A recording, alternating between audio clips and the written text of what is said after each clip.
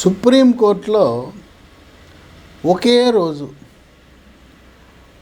ప్రభుత్వాల గురించి విమర్శలు చేస్తూ వ్యంగ్యమైన వ్యాఖ్యలు చేస్తూ చారిత్రాత్మకమైన నిర్ణయం ఒకటైతే మరొకటి తీర్పు కాకపోయినా ఆ చురకలు భారతదేశంలో ఉండే అన్ని రాజకీయ పార్టీలకు, రాష్ట్రాలను, దేశాన్ని పాలిస్తున్న పార్టీలకు చురకలు పెట్టింది సుప్రీంకోర్టు. మొట్టమొదటిది ఇది తీర్పు. జస్టిస్ దీపాంకర్, జస్టిస్ ప్రశాంత్ కుమార్ ఈ బెంచ్ వారు కెనరా బ్యాంకు ఉద్యోగము కారుణ్య నియామకం గురించి ఒక చారిత్రాత్మకమైన తీర్పునిచ్చారు. కెనరా బ్యాంకులో పనిచేస్తూ పదవీ విరమణకు 1 సంవత్సరం ముందు ఉద్యోగి మరణించాడు. ప్రస్తుతం ఉన్న పద్ధతి ప్రకారం కేంద్ర రాష్ట్ర ప్రభుత్వాలు పదవీ విరమణకు ముందు ఎవరైనా మరణిస్తే కుటుంబంలో అర్హత కలిగిన వారికి ఒకరికి ఉద్యోగం ఇస్తారు. భార్య, కూతురో, కొడుకో ఎవరో ఒకరికి ఇస్తారు. ఈ కెనరా బ్యాంకులో ఉద్యోగం మరణించగానే కుమారుడు దరఖాస్తు పెట్టుకున్నాడు. మా తండ్రి మరణించాడు, నాకు ఉద్యోగం ఇవ్వండి అని పెట్టుకున్నారు. ఈ బ్యాంకు అధికారులు మేము నీకు ఇవ్వము, మీ తండ్రి ఇంకో సంవత్సరంలో పదవీ విరమణ చేస్తాడు, అయినా కారుణ్య నియామకాలు అనేవి పేదరికం ఉండి ఎటు దారి తెన్ను లేకుండా కుటుంబం రోడ్డు మీద పడితే మేము ఇస్తాం, కానీ మీకు అన్నీ ఉన్నాయి మేము ఇవ్వము అన్నారు. ఇక అప్పుడు ఆ కెనరా బ్యాంక్ ఉద్యోగ కుమారుడు రాష్ట్ర హైకోర్టు దగ్గరికి వెళ్ళాడు. రాష్ట్ర హైకోర్టు అన్నీ విని మీరు ఈయనకు ఉద్యోగం ఇవ్వాలి ఏమన్నారు, 2 నెలల లోపల ఉద్యోగం ఇవ్వండి. రాష్ట్ర హైకోర్టు తీర్పు 2 నెలల్లో ఉద్యోగం ఇవ్వండి, ఒక 5 లక్షల నష్టపరిహారం కూడా ఇవ్వండి అని తీర్పిచ్చారు. ఈ తీర్పుని గమనించిన తీర్పు విన్న తర్వాత కెనరా బ్యాంకు యాజమాన్యం సుప్రీంకోర్టుని ఆశ్రయించింది. మా కెనరా బ్యాంక్ ఉద్యోగస్తుడు ఇంకో సంవత్సర కాలంలో మరణిస్తాడు, ఆయన కారుణ్య నియామకం అంటే మానవతా దృక్పథంతో కుటుంబము రోడ్డున పాలు బాకుండా ఇచ్చే నియామకము, ఈయన అన్ని రకాలుగా ఆర్థికంగా స్థిరపడిన కుటుంబం మేము ఇవ్వము అని చెప్పారు. ఈ కెనరా బ్యాంకు యాజమాన్యం వాదనలతో సుప్రీంకోర్టు జస్టిస్ దీపాంకర్ బెంచ్ ఏకీభవించింది. ఏకీభవిస్తూ స్పష్టతనిచ్చింది.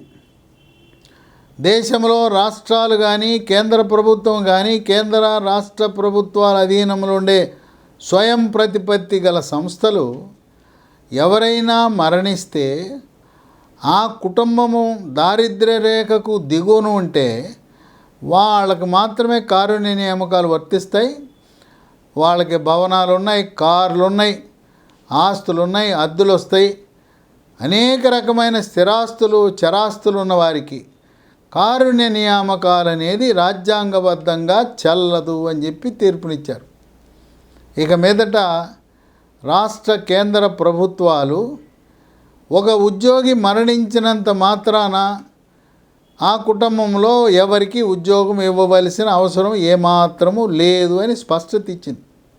నిజంగా అక్కడ ఆ కుటుంబం చిన్న చిన్న పిల్లలు, అతను నీతివంతమైన ప్రభుత్వ ఉద్యోగి, మరి అడ్డదారిలో సంపాదన లేదు, అతని పేరును కానీ అతని కుటుంబ సభ్యుల పేరును కానీ ఆస్తులు ఏమీ లేవు, అలాంటి వారికి వారి యొక్క ఆర్థిక స్థితిగతులను పరిగణలోకి తీసుకుని దారిద్ర్య రేఖకు దిగువన ఉంటేనే కారుణ్య నియామకాలు అని ఈ తీర్పునిచ్చారు. ఇది నిజంగా ఇది గొప్ప పరిపాలనా సంస్కరణలకు దారితీస్తుంది. ఇక రెండవది, ఇది తీర్పు కాదు, సుప్రీంకోర్టు రాజకీయ పార్టీలకు, రాష్ట్ర కేంద్ర ప్రభుత్వానికి చురకలు పెట్టింది వీళ్ళ విధానాలు వీటిని. ఇదేంటంటే ఈ ఉచితాల గురించి చురకలేశారు. సుప్రీంకోర్టులో సీనియర్ న్యాయమూర్తి justice BR Gavai, justice Augustine ఉన్న బెంచి అక్కడికి ఒక ఆయన ప్రజా ప్రయోజనాలు వ్యాజ్యం వేశాడు. ఏమనేశాడు? రోడ్ల మీద అభాగ్యులు నిర్భాగ్యులు ఆశ్రయం లేకుండా ఉన్నారు, దేవాలయాల దగ్గర పడుకుంటున్నారు, రైల్వే ప్లాట్ఫారాల మీద పడుకుంటున్నారు, హాస్పిటల్ బయట పడుకుంటున్నారు. ఈ విధంగా అనేక మంది పట్టణాలలో నిరాశ్రయులు ఉన్నారు. వారికి కేంద్ర రాష్ట్ర ప్రభుత్వాలు సంయుక్తంగా వీరికి ఏదో ఒక రకంగా నీడను కల్పించడానికి ఆశ్రయానికి కల్పించండి అని చెప్పి ప్రజా ప్రయోజనాల వ్యాజ్యం వేశారు. ఇప్పటికే కేంద్ర ప్రభుత్వం పట్టణాభివృద్ధి శాఖ ఆదేశాల మేరకు ఇలాంటి వారిని పోషించడానికి, ఉండటానికి అక్కడ గూడు, షెల్టరు, భోజనము, నైట్ షెల్టర్స్ అనే పథకాన్ని పెట్టారు. ఈ నైట్ షెల్టర్స్ అనే పథకము ఆంధ్రప్రదేశ్ రాష్ట్రంలో మెప్మా విభాగం వారు, మున్సిపల్ శాఖ అధీనంలో ఉండే మెప్మా వారు నిర్వహిస్తున్నారు. సరే, ఈయన అక్కడ నిరాశ్రయుల గురించి ఈయన వాదనలు వినిపిస్తూ ఉండగా న్యాయమూర్తులు జస్టిస్ గవాయ్ ఆయనకి ఈ ఉచితాలు గుర్తొచ్చినాయి. కేంద్ర ప్రభుత్వము సుమారు 10 సంవత్సరాల పాటు కోవిడ్ వచ్చింది. కోవిడ్ ఆర్థిక సంక్షోభంలో 2 ఏళ్ళో 3 ఏళ్ళో మీరు ఉచితంగా వ్యక్తికి 5 కిలోల బియ్యం, 5 కిలోల గోధుమలు ఇచ్చారంటే అర్థం పర్థం ఉంది. ఇప్పుడు దేశం ఆర్థికంగా స్థిరపడి కోవిడ్ అయిపోయిన తర్వాత కూడా ఉచితంగా ₹1 ఖర్చు లేకుండా 5 కిలోల బియ్యం కేంద్ర ప్రభుత్వం ఇస్తూ ఉంది. అట్లాగే ఉత్తరాదిన 5 కిలోల గోధుమలు, దక్షిణాదిన 5 కిలోల మనిషికి 5 కిలోల బియ్యం. ఇంకా కొన్ని రాష్ట్రాలు రూపాయికే బియ్యం అని ఈ ఉచితం, అది ఉచితం కింద లెక్కే. రూపాయి ఏంటి? వాళ్ళు కొనే ఖర్చు ₹35, కిలో బియ్యం ₹35 కొని రూపాయికి అమ్మడం అంటే ₹34 ఖర్చు. ఈ 34లో ₹30 కేంద్ర ప్రభుత్వం భరిస్తుంది, ₹4 రాష్ట్ర ప్రభుత్వం భరిస్తుంది. ఇది కూడా ఉచితంగానే మనం భావించాలి. ఇట్లా ఓట్ల కోసం, అధికారంలోకి రావడం కోసం ఉచితాలని ప్రవేశపెట్టి దేశంలో ఉండే ప్రజలు పని చేయకుండా సోమరిపోతుల్లాగా చేశారు. కేంద్ర ప్రభుత్వం బియ్యం ఇస్తూ ఉంది, తిండికి సరిపోయింది. రాష్ట్ర ప్రభుత్వాలు ఓట్లను దండుకోవటానికి రకరకాల ఉచిత పథకాలు, వాళ్ళ బ్యాంక్ అకౌంట్లోకి డబ్బు వేయటం, ఆ విధంగా దేశంలో ఉండే ప్రజలను రాజకీయ పార్టీలు పరాన్న జీవులుగా తయారు చేస్తున్నారు. పరాన్న జీవులు అంటే పారాసైట్స్ లాగా చేస్తున్నారు. అసలు వాళ్ళు పని చేయటానికి ఆసక్తి చూపటం లేదు. తినటానికి తిండి, కేంద్ర ప్రభుత్వం 5 కిలోలు బియ్యం ఇచ్చింది, డబ్బులు రాష్ట్ర ప్రభుత్వాలు జనాకర్షణ ఉచితాల కింద వాళ్ళు, ఆ విధంగా అసలు పనే లేకుండా సోమరిపోతులను తయారు చేసి రాష్ట్ర కేంద్ర ప్రభుత్వాలు కేవలం ఓట్ల కోసము ఇటువంటి పథకాలు పెట్టి దేశము ఆర్థికంగా నష్టపోయేలా చేస్తుందని చెప్పి సుప్రీంకోర్టు న్యాయమూర్తుల వ్యాఖ్యలు దేశంలోనే సంచలనాన్ని సృష్టిస్తున్నాయి.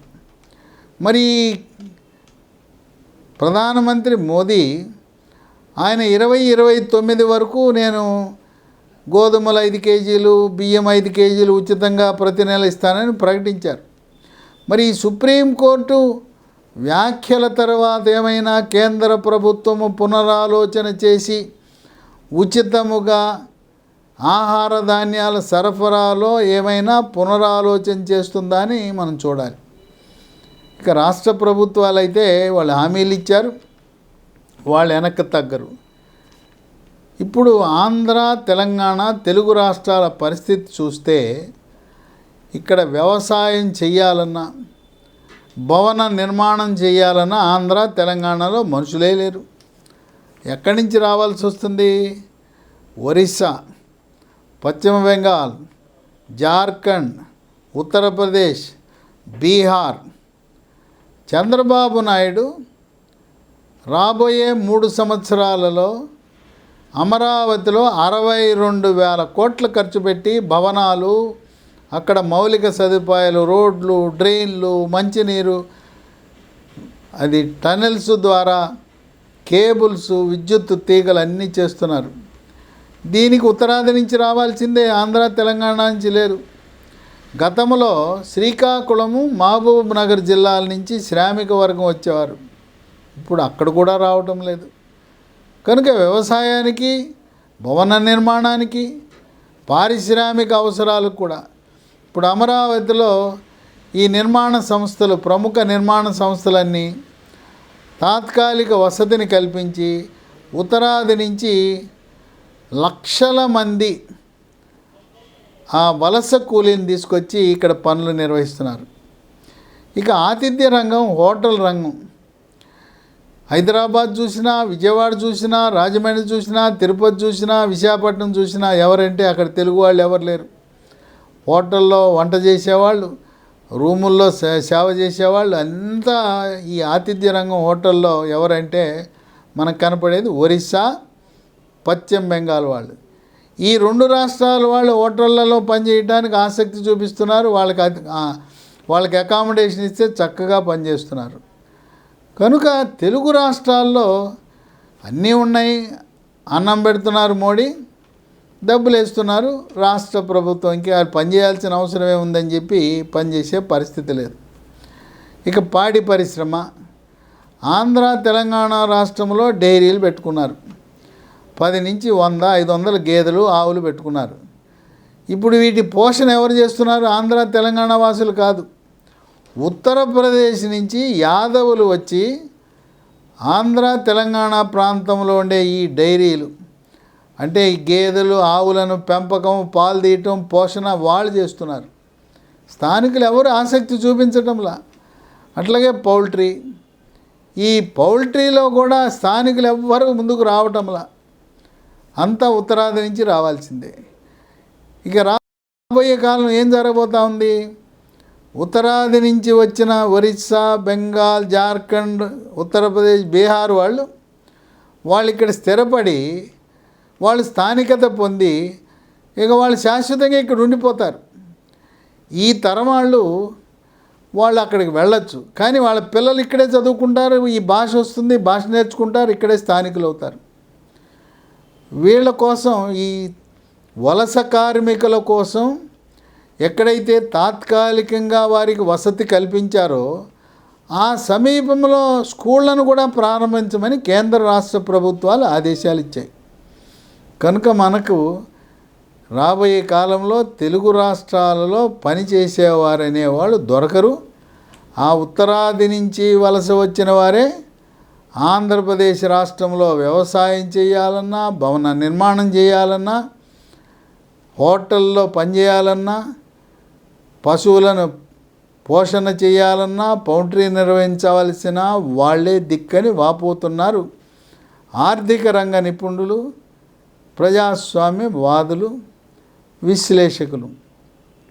ఇవాళ ప్లంబింగ్ వర్కు, ఎలక్ట్రీషియన్ వర్కు, ఇవన్నీ కూడా కొన్ని లక్షల మంది కావాలి. పెయింటింగ్, మనకి తెలుగువారు అందుబాటులో లేరు. కనుక దీనికి కారణం ఉచితాలు. కనుక ఆర్థిక రంగ నిపుణులు, విజ్ఞులు, మేధావులు అందరూ కోరుకునేదంటే ఉచితాలు పోవాలి. ఉచితాలు పోవడంతో పాటు రాజకీయ పార్టీలు ఎన్నికల సమయంలో డబ్బు పంపిణీ చేయకూడదు. వీళ్ళు ఇస్తానన్నా కూడా చెయ్యి జాపి ఓటర్లు ప్రలోభానికి గురై ఈ 2,000, 3,000, 4,000 ఎక్కడ దేశంలో ఈ డబ్బులు ఎక్కడ ఆంధ్ర తెలంగాణలో ఇచ్చిన విధంగా ఎక్కడంటే కర్ణాటకలో జరుగుతుంది, తమిళనాడు.